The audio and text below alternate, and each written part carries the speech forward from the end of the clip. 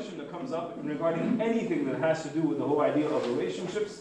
Now let's go ahead and dig right in, okay? So I'll break the ice with one of the questions that's here, and then we'll go from there. So the first one says, Abuna said that we can't do everything we want sexually after marriage. What if both are consenting? Okay, so in that conversation where I was talking to you guys about relationship, there are some people who treat marriage as if it was basically a license to have sex, right? It's as if like, okay, now we're one, the Holy Spirit has made us one, and so now I can go ahead and indulge and do whatever it is that I want. There's a major problem with this. There's a major problem because if you approach marriage in that way, if you approach a relationship in that way, then this is the most selfish thing you can do. Because what you're really doing is that you're treating your partner as if she was an open buffet. What are you really doing here? You're walking in with the expectation of, I get to take what I want, when I want, as often as I want. And if today, all I want is pasta, that's all I'm having, right? And if today, I want to forego the salads and the greens, and I'm going straight to dessert, no one has a say, because I paid, right? When you begin to deal with relationships transactionally in that way, clearly what you are demonstrating is that you don't know the first thing about being in a selfless, sacrificial, loving relationship. This is why we said we raised the flag. But this person is specifically asking the question, what if both people are consenting? So there's a lot of talk, and I'm having this conversation with you guys now because the question was asked openly, okay? And so I'm going to answer it openly, and I'm going to tell you guys the same thing that we tell those who go through what we call a marriage prep course, okay? There's this idea of, there are some very specific behaviors that are acceptable, not acceptable, all of this stuff, and like this whole idea of there's some things that are taboo and they're not allowed, and there's some people who talk about how it is that in Canada here in the very early 70s and 60s, the Catholic Church will talk about how it is that it's only acceptable to have sex in the dark with the lights off, missionary position, nothing else, everything else is like lustful and sinful, and this is not the way we approach sexuality. So as far as we're concerned, yes, obviously consenting people, this is a great thing, but you have to understand something even more important than this. Even sexuality has to be an act that is selfless. Even your expression sexually has to be about, I want to offer myself to the other. It's not about, hey, when I was 18, I had a porn addiction, and I saw this like one couple do this one move. Do you mind if we try that? Where is the selflessness in this? Where is this idea of like, I get to exploit the person in the front of me in this way? And the problem is that if you are in a relationship with a person who is loving, if you're in a relationship with a person who is selfless, that person might not be able to express themselves and say, I'm not comfortable with this. So consent here is a very dangerous word. It's not because a person is willing to go with the idea of you doing things that are quite intriguing to you, that somehow this is something that is actually loving, right? There's a very fine line between love and lust, especially when a person is not capable of taking a step back and assessing if what they're doing is selfish, or if it's something that they want to offer to the other. So again, let me make something very clear, and you'll understand this a lot more if you go through the marriage course where we talk about sexuality in great detail to the couple before they get married. Okay? This whole idea of something is acceptable or not acceptable, the basic rule is if it's done selflessly and both partners are consenting, by all means express yourselves as intimately and as lovingly as you want. The church is not going to sit there with a checklist of different things and tell you, here's what's acceptable. If you do any of these things, you've sinned. Right? It's not about this. But at the same time, it has to be an act where very clearly what we are doing here is an intimate expression of the love that we have for one another, where we are offering each other to one another. It is not the abuse or the polite twisting of the arm of the other person to get them to please me. So be careful with this whole idea of if both are consenting. It's incredible how many people might think that the other person is consenting, where in reality they're not reading the person's hesitations and fears and anxieties properly. I'm going to continue going unless I see hands come up, okay? So by all means, feel free to interject about anything related to relationships. Why is everyone in the gray area? People flirt, but they don't admit their feelings to anyone. How do you admit your feeling to someone? I don't think I got the question. Hold on. Why is everyone in the gray area? People flirt, but they don't admit their feelings to anyone. How do you admit your feelings to someone? So I don't know how to answer the first part. Why are people in the gray area? I don't know. I mean, there's a general lack of maturity, right? There's a general lack of maturity. There's still a, yes, go ahead. Oh, sorry. I think I might be wrong. I think what they're trying to say is like how a lot of people like will just say like words like that sound like flirty or like loving, but they're actually just like saying it for the heck of it, I guess. Yeah. I think there is a group of people who get a kick out of being flirtatious, right?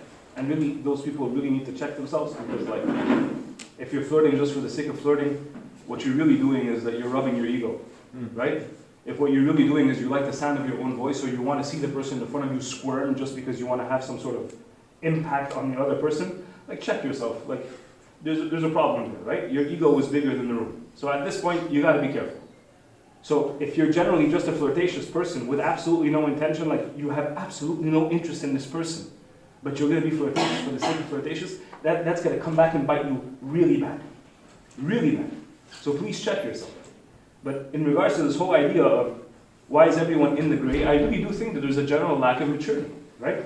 If you are ready to be in a relationship and you like another person, long gone, and I want to say this generally, long gone are the days where girls can make the claim that no, I don't approach a guy, it's the guy who has to approach me.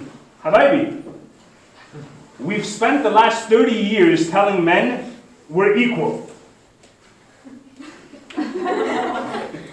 We've spent the last 30 years telling men you are not something that I need, right? I can be my own person. And now all of a sudden two people like each other and you're going to sit back and hope that he falls in your lap. Long gone are those days. We've ruined men, okay? Men don't know, forgive me guys for saying this, but this is the truth. My greatest fear for this generation, and I've said this before and many people are offended, but it's okay for you to be offended. I'm perfectly okay with that, okay? We are living in a generation where men don't know how to be men, and we are living in a generation where women want to be men. So we don't have real men, and we don't have real women. We have a major issue. Men don't know how to be men, and women want to be men. So long gone are those days of saying, I can't possibly approach. If he likes me, he'll talk to me. These are gone. If you have a sincere feeling, you've been praying about this, and you're at the level where you can actually begin to engage in a relationship, especially if the both of you are already friends, then the guy or the girl should be honest with the other person. Don't do it through like being flirtatious. Be honest with your expressions, especially if you know that the person that you're speaking to is a person who understands what it means to be in a committed relationship. If you're speaking to a person who has no idea what a committed relationship looks like, and to them it's like the whole try and buy aspect. You guys know what try and buy is? You guys know what try and buy is? You know those people who have an attitude of like, I'm going to go to the store, I'm going to buy something, and if I don't like it, I'll just return it. Right? They have no problem going to the store, buying something, and whatever, I'll return it. People do this with Costco all the time because Costco will take anything back. If you bring back a half-eaten sandwich, they'll refund it. They'll return anything, right? Some people have that approach when it comes to relationships. Yeah, sure, I'll try you out. Let's see how the first couple of months go. And if I don't like you, I'm saying, this is not working, right? And they'll go through like 10, 20, 30 of these a year. If this is the kind of person that you're approaching, then obviously they're not going to know how to react to your sincere request of, can we pray about potentially being with each other? But don't be in the gray. There's no reason to be in the gray, especially if you spent a lot of time praying about it. But here's one advice that I want to give all of you. Do not spend your life in your head. We overthink things. And I'm seriously afraid for many of us, who we don't only overthink, we daydream about potential relationships. We don't actually enter into relationships. We are living out some sort of fantasy in our minds, where I can't wait till the day where I speak to her and I tell her this, and then I approach her in this way, and I'm going to buy her this really beautiful gift, and about that, and then we're imagining being in a relationship, and you know that this is dangerous when you actually start to feel as if these things are actually happening. And then you come back to reality and you realize that I'm basically fantasizing, that's all I'm doing. Do not spend your time and energy in your own thoughts. Make sure that you're converting those thoughts into prayer. At the very least, you're directing that towards something that can have a concrete impact. You're not just brainwashing yourself into thinking that, I remember,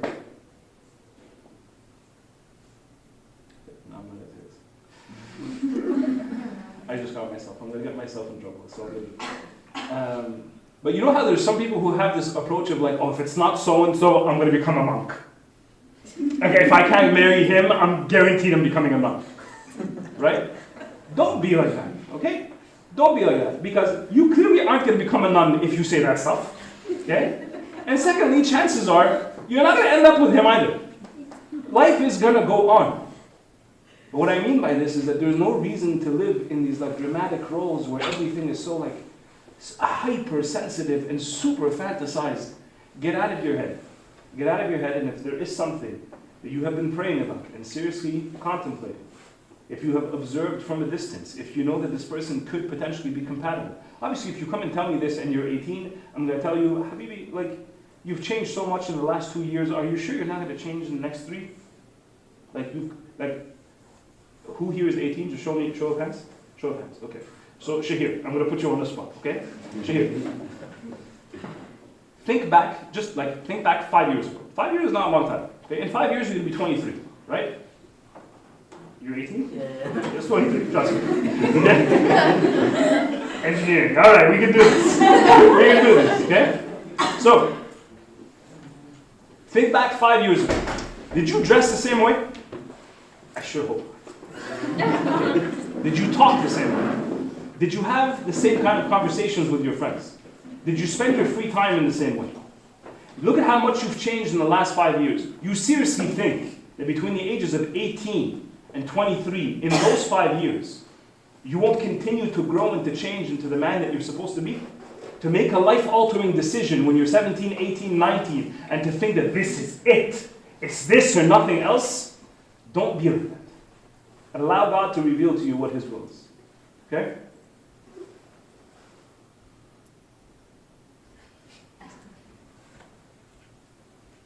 How do you become good friends with the other sex, but without the intention of flirting and seeming interested? It's really simple. You don't. And people hate this answer, but it's the honest truth. This whole idea of a guy and a girl becoming best friends is stupid. It's absolute nonsense. And let me tell you why. Because a lot of people can't wrap their minds around the fact that when we say that boys and girls are different, we actually mean it.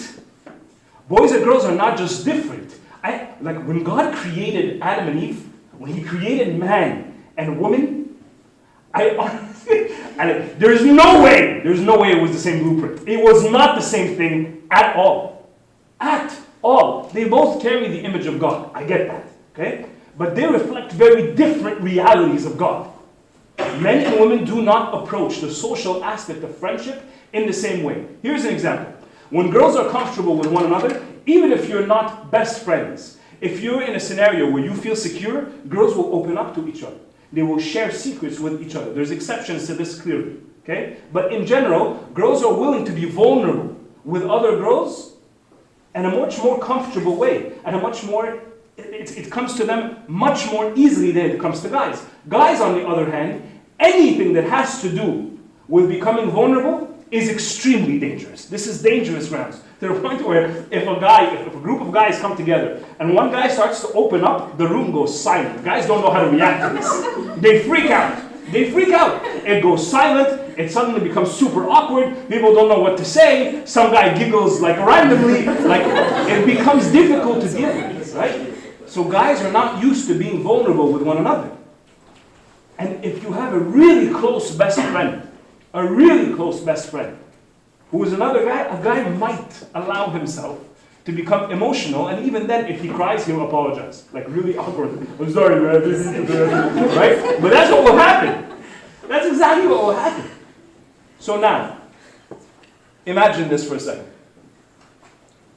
This whole idea of like opening up and becoming vulnerable and sharing emotion and memories and like fears and dreams, girls do this easily. Guys don't. A guy and a girl become best friends. The girl starts to share her dreams and fears and anxieties and opens up in emotion, and the guy's not used to this. So what does the guy say? Nice. Oh my goodness, she really trusts me. Right? Oh my goodness, like this is like she's doing something. So the guy reciprocates, especially if he's comfortable with the girl. What does he start to do? Like, oh, well, okay, well, I guess I'll start telling you something. And then he'll tell you 1,000 times, like, I didn't tell this to anyone. Like, my friends don't know this. Like, please don't share this. Like, they want to make you sign, like, a contract, right? Like, you do not share this with it. And then the guy begins to open up, and the girl naturally responds with a lot of care, a lot of compassion, because they're good friends. And the guy begins to think to himself, well, I've never had this before. How do you not want the guy to get attached? How do you not want the guy to get attached? 9 times out of 10, the sentence, I see you as a friend, is expressed from a girl to a guy. Not the other way around. Why? Because we're not compatible to be best friends. Your best friend is probably going to become the person that you end up in a relationship with. So to be delusional and to say, how can I be best friends with a girl but not have affection? You're out of your mind. That's not going to happen. That's not going to happen. So please, healthy boundaries. Healthy boundaries, or you're going to end up falling for the person. Guaranteed. And girls, please, pick up on what I'm telling you. Because you might think it's done innocently and we're just friends and he's like a brother to me. Believe me, you might not be doing anything flirtatious. You might be pulling this person into a point where he's investing everything into you. If one day you respond with, I only see you as a brother, you might as well give him a cocked gun. It's the same thing. You're going to ruin the guy. Be aware of this, please. Was that a hand? No? A muscle reflex? Okay. Does God really have one specific someone for you? Like in this whole planet, there's only one person for him. If yes, then how are we going to find each other? Okay. So we're already on a roll, so I might as well just continue to disappoint you. Okay? You need to get over this like messed up Disney fantasy that is being sold to you. Okay? This whole idea of the one, it doesn't exist. It doesn't exist. And let me explain myself. It is not because God knows who you're going to end up with that you are allowed to say, God has selected this person for me before eternity, before the beginning of all ages, and I'm supposed to roam the universe and figure out somehow who this person is. So let's say your theory was right. Let's say for just a second, okay, that there was a one for every person out there. Okay? Let's just make this assumption, shall we? All right. So let's say, I'm going to pick on people randomly. Let's say Joe. Okay, let's say Joe, God has chosen for Joe Tiffany. He's supposed to marry Tiffany. Okay?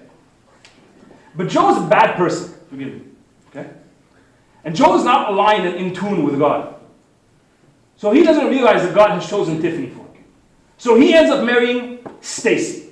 Stacy is not his one. You agree? That means he married someone which was not his one, and he married someone else's one. You follow me? Alright. So now the dude who was supposed to marry Stacy because Stacy was his one can no longer marry Stacy. Why? Because Joe ruined God's plan. So now the dude who's supposed to marry Stacy goes out and marries another wrong person, another somebody else's one. And now the domino effect is that we're all marrying each other's ones instead of our own ones, and God's in heaven going, you ruined everything. All of this is garbage. Like now nobody's going to be happy.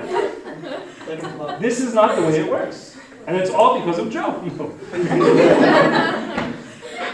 That's not the way it works. Yeah, I need you to understand this. God knows and blesses beforehand. Because God is outside of time. God knows already who I am going to choose. And He is willing to work with me no matter what my choice is. So what am I really saying? People don't like this because it makes a lot of people uncomfortable because it almost sounds like arranged marriage. It's not. If two people, no matter who they are, no matter what their background, if they come together and they are humbly willing to place themselves before God and to say, Lord, you will be the center of this relationship. You will be the glue that holds us together. You will be what gives us strength, courage, boldness, and you will fuel the love that we have for one another. That relationship can succeed regardless of its circumstances. Regardless of its circumstances. So this whole idea of how will I find the one, what you mean by the one is the person that you end up marrying, sure, then we can have that discussion about how it is that you should be having a very strong prayer life, how you should be in tune with the Holy Spirit that is working and indwelling you. But if your real question is, what if my one is in Thailand? How will I know if she's in Thailand or if she's in Cambodia or I'm supposed to go on a mission trip in like South Africa and her name will be Hampupu? And I'm like, this can't be it. Like, please. God doesn't want you to go on some crazy witch hunt. It's like, okay, yalla, read my mind. Who did I choose for you? Like, that's not God. That's really painful. That's really painful. That's the way God is treating us. God wants you to spend more of your time preparing yourself to be the right person for someone else than for you going out there on some sort of like treasure hunt, trying to find the person that He supposedly appointed for you. I'm sorry if I crushed your dreams. Yep. So I have a question. So by that you mean God, like they say, if it's meant to be, it's meant to be. Like what does that mean? I mean, if God thinks it's meant to be, then like. So tell me what that means. God's plan. God's plan, basically. What does it mean to say that God has a plan? Sorry? Like, I don't know. I've been like searching for this answer in terms of like the future. Like Yeah. God has a plan, not in terms of relationship, but So what does it mean? like Does it mean that God has like this big filing drawer where He's already written out like Shakir is going to marry, and I'm not going to say a name, just he's going to marry this person, right? Is this what we mean by God has a plan? He already has a blueprint for our lives. If this is what we think, then where's your free will? How are you free?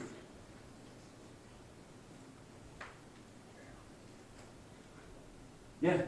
I would say it's like, it might be a mix of God's plan and also people's influence on God's plan, because we have free will, we basically change God's original plan. Like, He still has the same plan, but it might not necessarily happen because we influenced it. Mm-hmm. So I would say, like, if someone ends up marrying someone else, even if, Yeah. like, let's say there was a God's plan, that person had the free will to do so. So like, Mhm.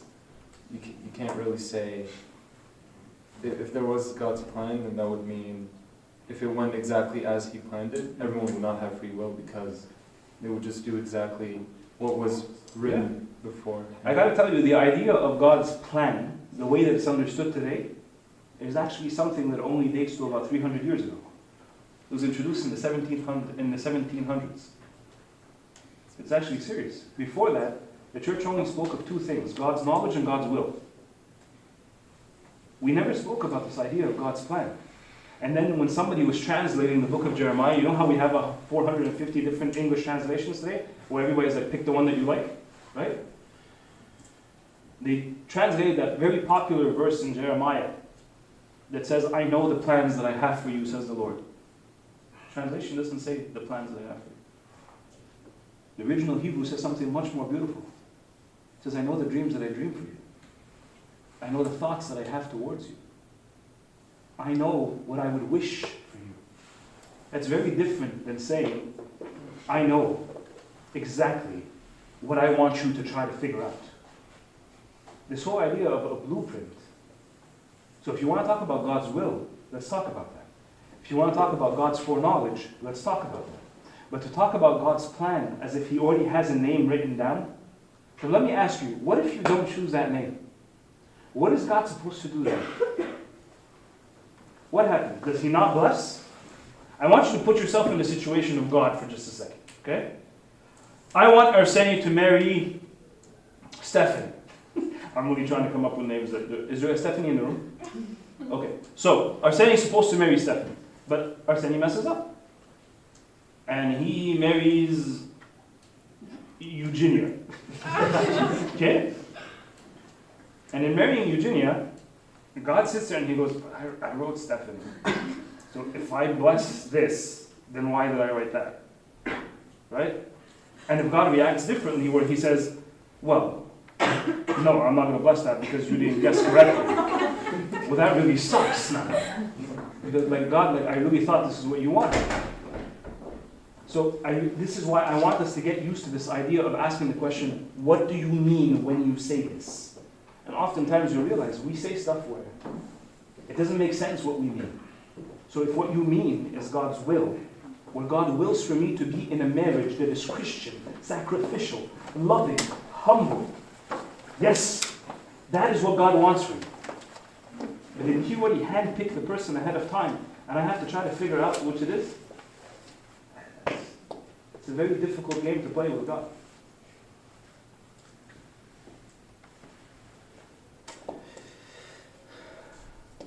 Do you think lack of friendship or relationships can lead to failure in serious relationships which can have potential?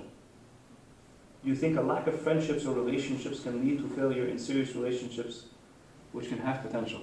I'm going to take a stab at what I think this person is talking about. There is a phenomenon right now that exists where people are being encouraged to get into relationships very quickly, where they're basically like this whole idea of half-practice runs with people, right? So that by the time you end up in a serious relationship, you know how to behave, right? So do I believe that lack of relationships can lead to failure in a serious relationship? No, of course not. Of course not. What does that mean? That my first couple of relationships, we're both going to agree that we're just like punching bags on each other, we're going to try each other out, hope for the best? What does that mean? Of course not. If you have been preparing properly to be in a relationship, if you have been preparing yourself to understand what it means to be a selfless person, to be a person who is humble, to be a person who is willing to love sacrificially, that you are willing to be a person who is obedient, that the man is preparing himself to be like Christ, and that the woman is preparing herself to be like the church who is the bride of Christ, then no, we don't need practice runs. We don't. Because I already know how to deal with God in a serious relationship. So just to introduce another person into that is not an issue. So no, you don't need practice runs. This whole idea of I have to have tested it out on other people ahead of time. It's really pathetic. I was talking to a person who is outside of the faith, and they're thinking of coming into the Orthodox Church. And the person was asking me a very serious question that to them was really important, right? And they're saying, like, what's the church's stance when it comes to, sex before marriage? And I told her, well, the whole stance of sex before marriage, like, that the church introduced that, so you already know where we stand on this. She goes, yeah, but what if I marry a person who's not sexually compatible with me? And this is a very serious question that this person is asking. I'm like, I'm sorry, I'm not familiar with the notion of sexually incompatible. What does that mean? The person's like, we're not into the same things. I'm like, no, I really need you to spell it out for me. Like, the dude doesn't want to have sex with you? Because if he doesn't want to have sex with you, please don't marry him. He's not worthy of getting married. Like, there's a problem. There's no marital relationship. Like, there has to be sex in the marriage, right? Yes, you can then later choose to live like brother and sister and become like these floating people who are saints. That's wonderful. But if you're going into a relationship wanting children, he has to know that involves sex. Like that's going to be an issue. She's like, no, I'm not talking about the sexual act. I'm talking about like, what if we just don't know how to be with each other? Okay, so teach each other. What do you mean? Communicate. Nobody has time for that. I'm like, so why are we talking about marriage then? Why are we talking about something that is a lifelong commitment? Why are we talking about something that you're willing to offer yourself totally to the other person? What do you mean you don't have time to communicate on these levels? Of course you do. You have to. And by the way, these are all things that I really want you to wrap your minds around. Even though you might not be getting married tomorrow morning, you have to know that there can be no awkwardness between a husband and a wife. All of these things have to be communicated. The fears, the anxieties, the insecurities, all of these things have to be communicated. But this idea of being incompatible, which means that I need to go sleep around with a whole bunch of people until I find the right fit, what does that mean? It makes absolutely no sense. So please don't buy into this. Again, I'm going to keep going unless there's questions from the floor. Okay?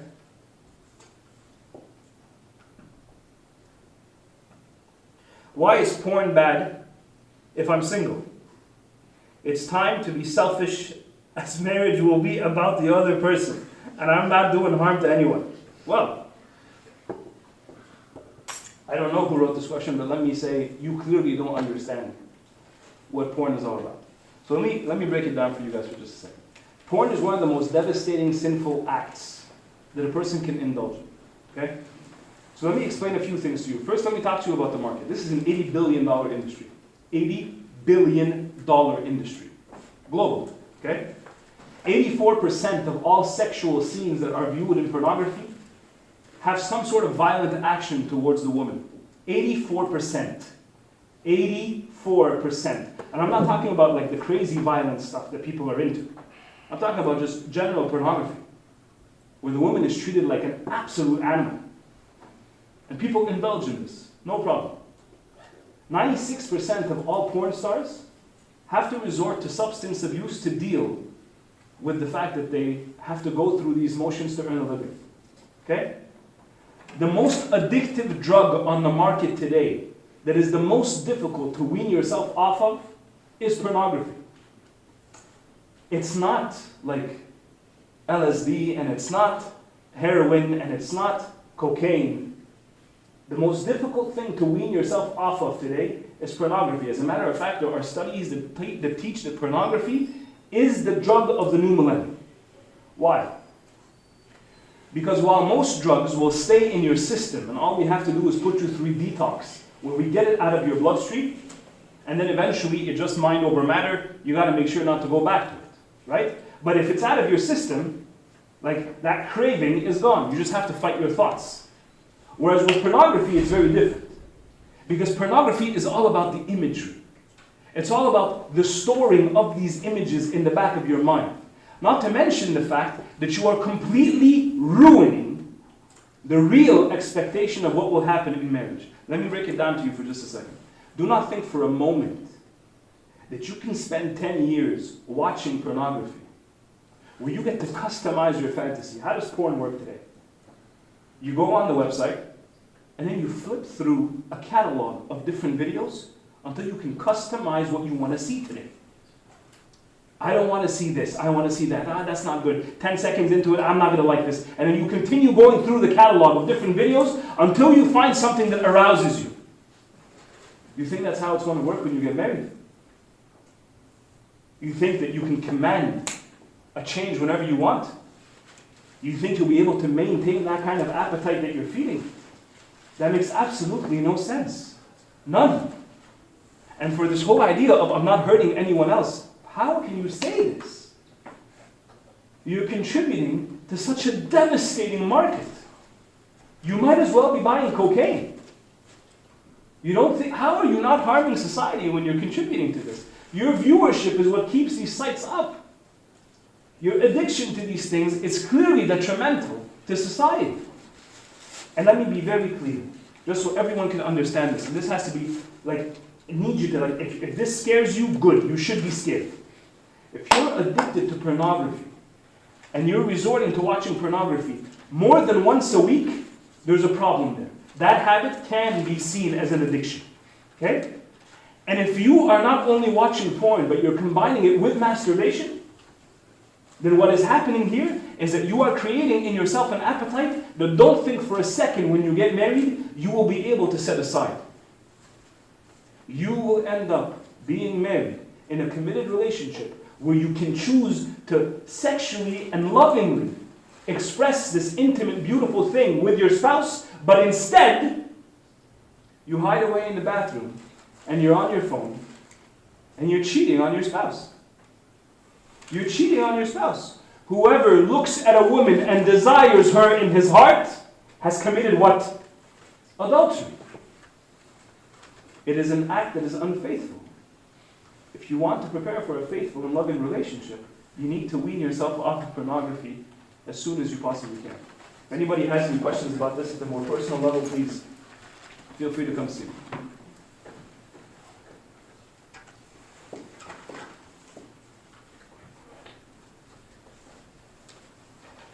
Is it unrealistic to want my first kiss to be with my husband? I'm scared no one will want to date me if I tell them that I don't want to kiss before marriage. to be quite honest, if a person is willing to leave you because you make it clear that you have a certain standard of chastity and purity that you want to maintain, and they are willing to leave you because you don't want to kiss them, by all means, please know that this person is not marriage material. The person is willing to let you go and lose all that you are because that person doesn't get to indulge in kissing you, we have a problem. We have a much bigger problem. Is it unrealistic? I think eventually most people will kiss before they get married, right? But what I am telling you is that we should be treating the kiss that we give to another person as something that is sacred, something that is beautiful. Let me be very clear. When you kiss the right person at the right time, your body will react. It is something that is extremely intimate. It's not the same like kissing grandma when I see her for Christmas.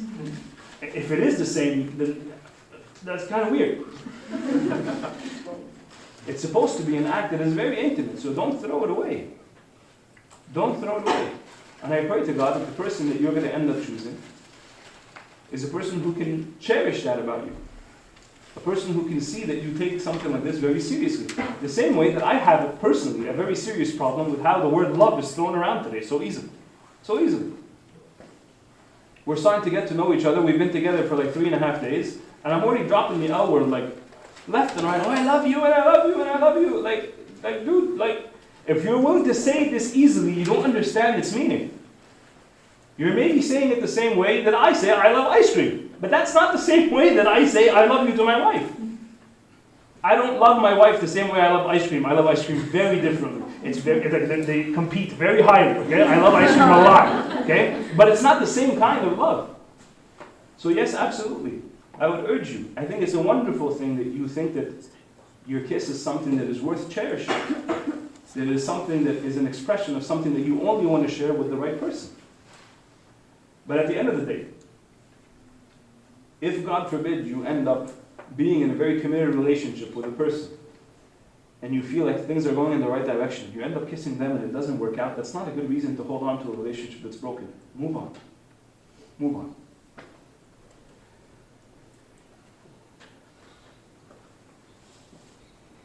What intimacy is too much for dating? Kisses, hugs, is it personal from couple to couple? Yes, I actually do believe it is personal from couple to couple. Let me make something very clear.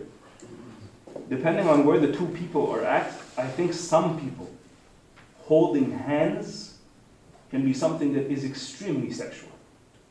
I know this might seem crazy to many of you, but depending on where you are in that relationship and where both people are meeting each other, for some people, the act of holding hands is an extremely intimate act. There are some people who come to me and as couples, when they tell me, Abuna, we're kissing already, I bless it. And there are other people who tell me, we're thinking of kissing, and I say, over my dead body. Absolutely not. Because for one couple, I know where it's going to lead. I know what they've dealt with. And this is the beauty of having a father of confession, who sees me for all that I am. And you're going to sit here and tell me, but Abuna, I thought you were supposed to forget my sins. I mean, if you want me to be a good counselor, I should know where your weak points are. If you have a good coach and you're going to the Olympics, don't you want them to focus on those things that need the development? Don't you want them to know where your weaknesses are? This is what a good counselor does. So if I'm dealing with a person that I know they have struggled with lust, and 2 weeks into the relationship, they're full-blown like porno kissing? No! That is going to lead to something detrimental. So yes, it does vary from couple to couple. There is no standard rule on this. And to be honest, this whole idea of no, absolutely no holding hands, no hugging, no nothing, like, we're not Amish. Like, there's no reason to speak in this way, right? There has to be an act of physical affection for a couple to remain together. But we can't be delusional. Can't be delusional to think to ourselves that I can be filling my mind with things that are lustful, like pornography, habits like masturbation, constant. And by the way, for some people, no, I would never watch porn. Yeah, but you've watched all like 84 seasons of like Game of Thrones, which is soft porn, right? No, but I would never watch like the real. What do you mean? if you're exposing yourself to it, and you're thinking about it, and you're looking forward to it, you can rest assured you'll eventually want to give in to it. So to go back to the question at hand, yes, absolutely. It really does vary from one person or one couple to another. And this is why I strongly urge you, make sure that you are being followed by a counselor that you trust, a person who knows you both, a person who is capable of being a third voice in the relationship that'll help call you out when you're walking down a very slippery slope. Yes, Mom?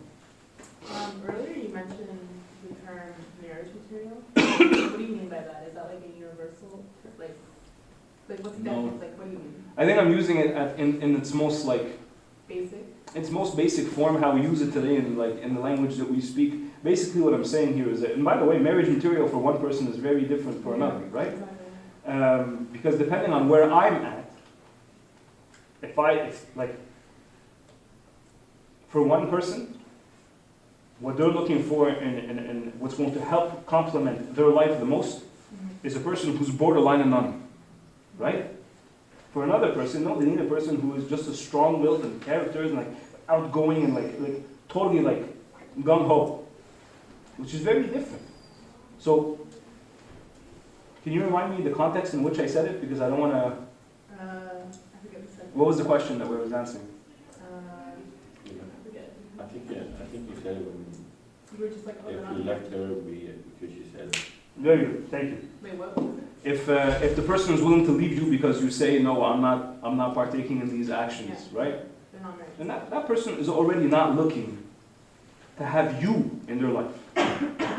See, there's a very big difference between a person who wants you as a person and a person who wants to use you as a person, right? And this is where I make it very clear to a lot of people. If you are only in a relationship where the person draws very clear lines of no, unless we're willing to do this, and they almost start to guilt trip you. We've been together for this long, it's only natural, it's only normal, it's not simple because we're going to be together forever, and I promise to always stick around, but if you don't give it to me, I'll drop you on the spot. What is that? That's clearly not a person who's into you. That's not a person who respects your values. You should be looking for a person who will say, I cherish you because you have these values. I respect you because you're pulling me towards something that is a standard that is higher than what I can sustain. This is the kind of person you should be looking for. So when I say marriage material here, I encourage people who are in a committed relationship, a serious relationship. I oftentimes will ask people this question. If tomorrow morning, I told you we're getting married, would you walk away or stay in the relationship? And a lot of people say, no, I'd walk away. And what are you doing in this relationship? What are you doing? Well, I'm hoping for change. Good luck with that. Good luck with that. Yes? How do you know when you're ready for a serious relationship? I'll be honest with you, I don't think that you will ever reach a point where you feel like you are ready. But if you do have a strong and committed relationship with a spiritual father or a spiritual counselor, that person can oftentimes ask you certain questions to make you feel more confident about it. Not to mention the fact that, at the end of the day, one of the most basic questions that we should be asking ourselves is, have I at least demonstrated a seriousness in my relationship with God? If I can't even maintain a serious relationship with God, what's to make me say that I can maintain a serious relationship with another person? If I can't get myself to stand up at night for 3 minutes and say, Our Father, right? Do I really have anything to offer to this other person? If I can't get myself to sit at the edge of my bed and to focus and read 10 verses a day so that I can hear God's word in my life, what's to make me say that I can possibly be a good listener to this other person who wants me to be a part of their lives? There's a few things that we should be asking ourselves in regards to how are we dealing with ourselves in our own lives right now. The other thing that I would urge you to consider, and this is a very scary thought, but it's a good thought. It leads to repentance. What if I gave this person full access to my Father of Confession for an hour? Did the person walk away? I want you to imagine this for a second. Okay? So let's say I confess to him. God forbid. And I'm getting to know this girl and I'm really interested in her. And the criteria is, okay, I'll consider you as a serious partner for a relationship if I get full access, full disclosure from your father's confession for an hour, right? If you would shy away from that,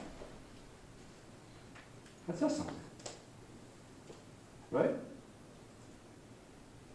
For a lot of us, we don't have fathers of confession, which says something. Anyways, the whole purpose is to, at the very least, be able to take a step back and reflect on where you are right now in your life. And for most of us, I think if we're honest, we'll realize that I still have a lot of work to do on me if I want to offer something good to a person that I'm willing to love, right?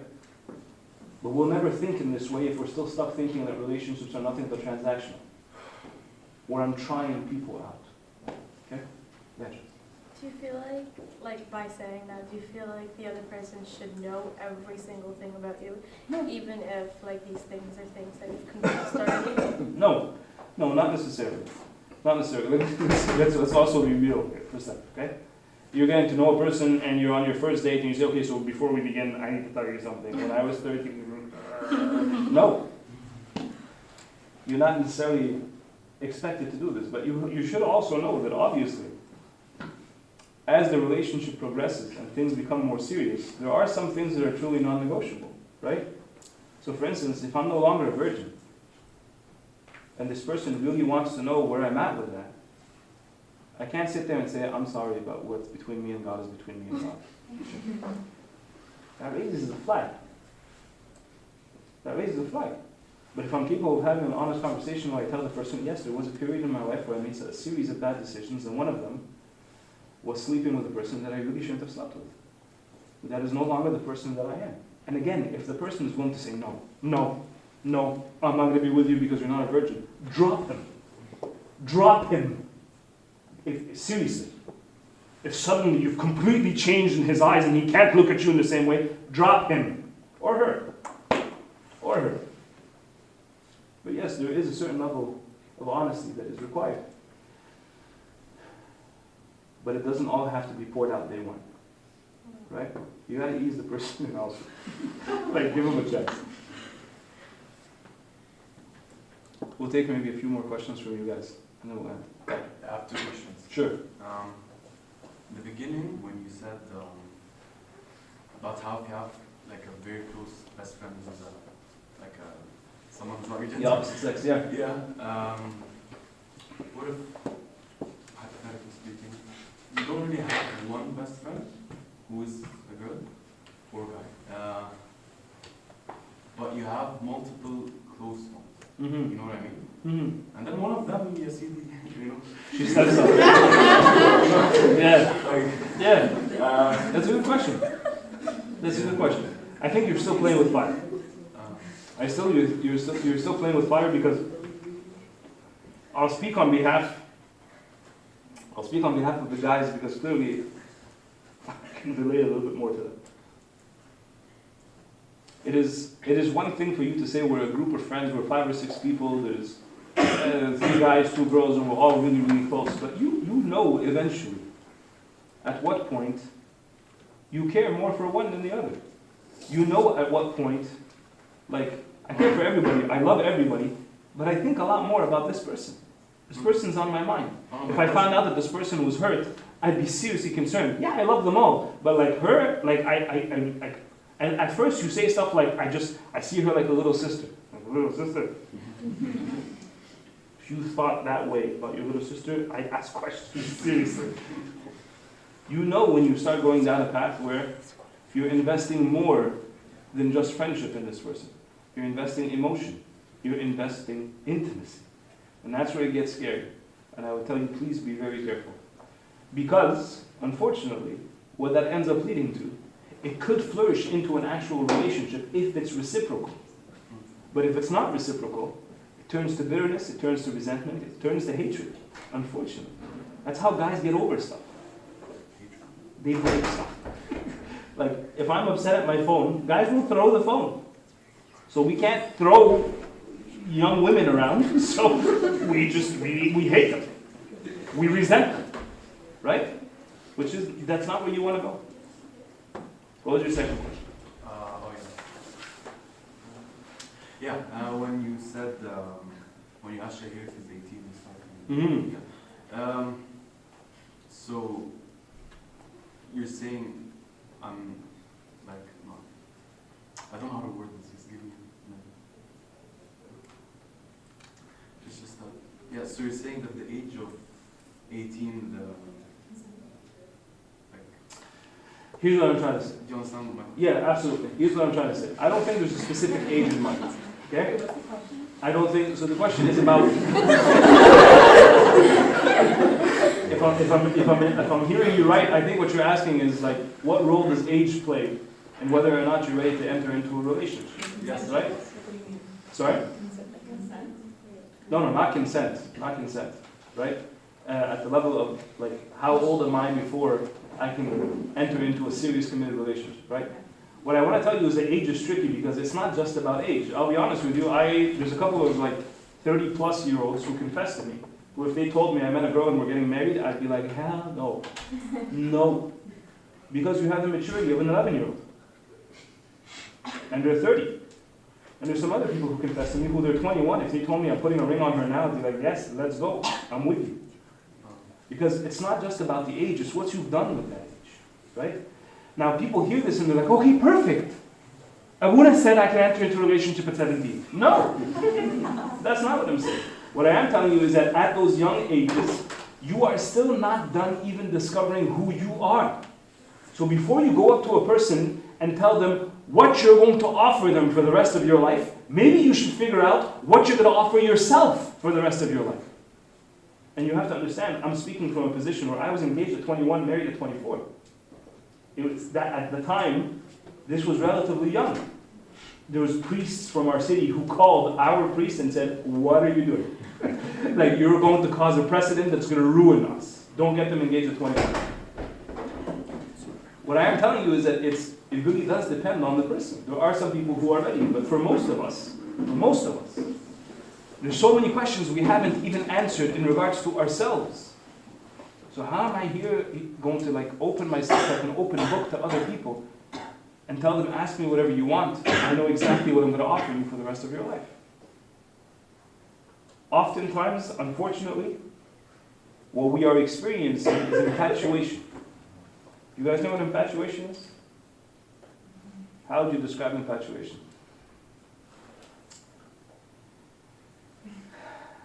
Infatuation is almost like an emotional addiction, where I can't stop thinking about this person.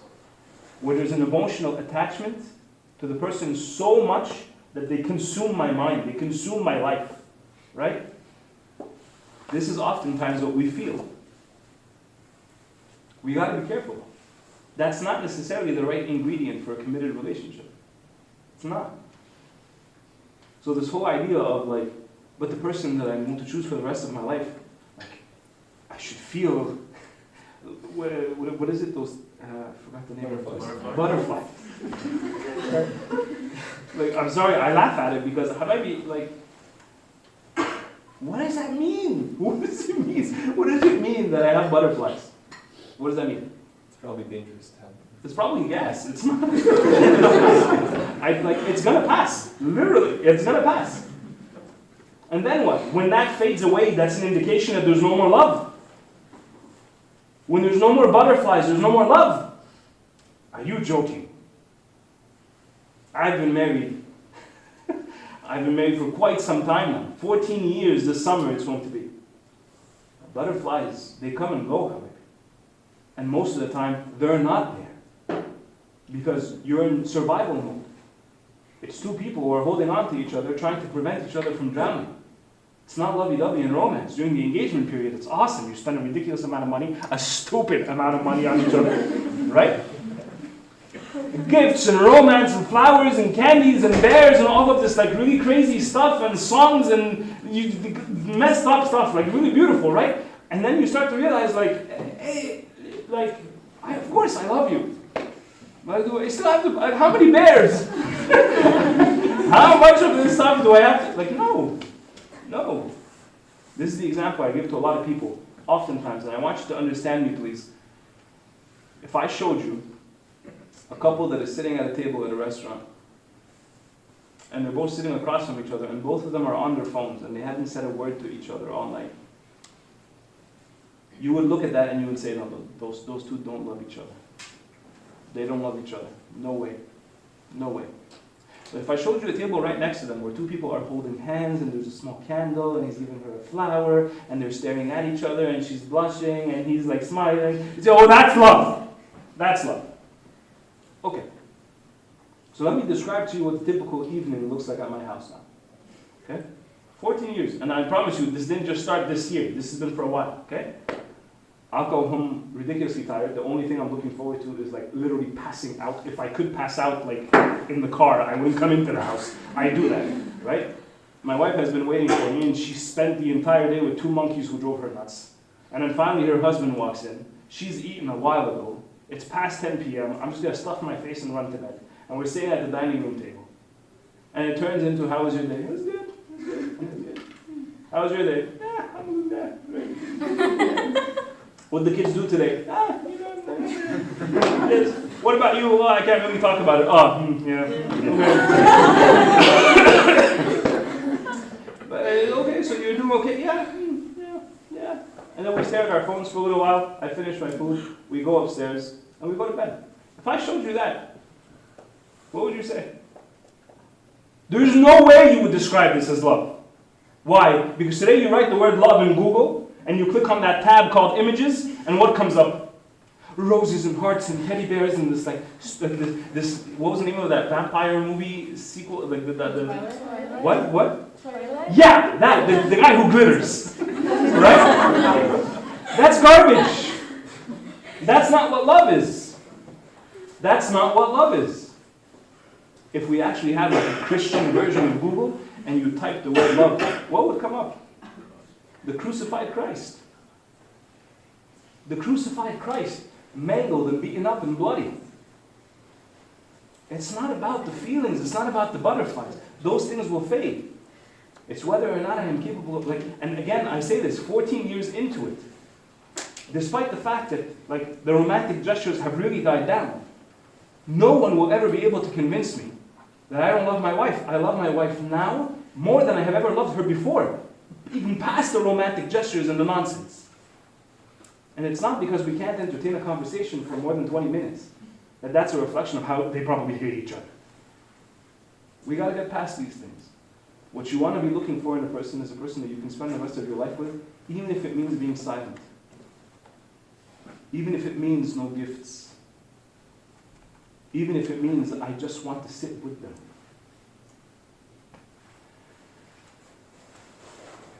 Let's end here, shall we?